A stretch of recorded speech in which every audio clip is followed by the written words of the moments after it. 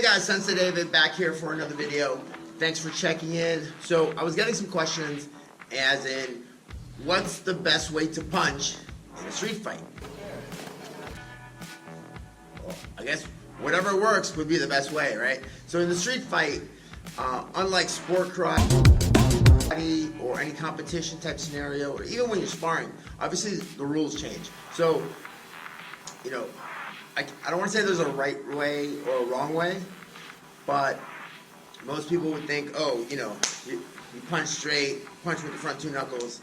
But the truth is, most people don't even know how to punch. Like if you've never taken any type of martial arts class, chances are you're not really used to punching, and if you hit something wrong or at the wrong angle, you're likely to hurt your hand or break your hand, and obviously that doesn't really help. So at least I tell people to use the hammer fist a lot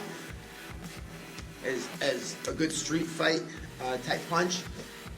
Not that you can't punch straight, but it's just the variables change so much. It depends where you're hitting. Are you hitting the body? Are you hitting the face?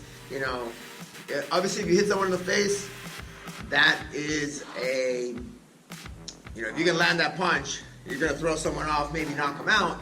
But if you hit the wrong part, you hit the top of the head, that's pretty hard. Your hand's going to hurt. Chances are your hand's going to hurt. I know in my experience, when I know I'm about to get hit, I've actually dropped my head on purpose so they can hit the top of my head, and it's very hard.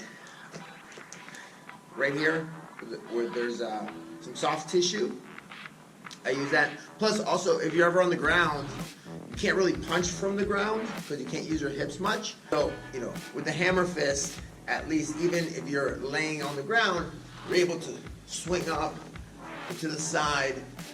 I like to tell people that. I mean, there's other variations of other ways to use your fist in a punch, but that's my first choice, the hammer fist.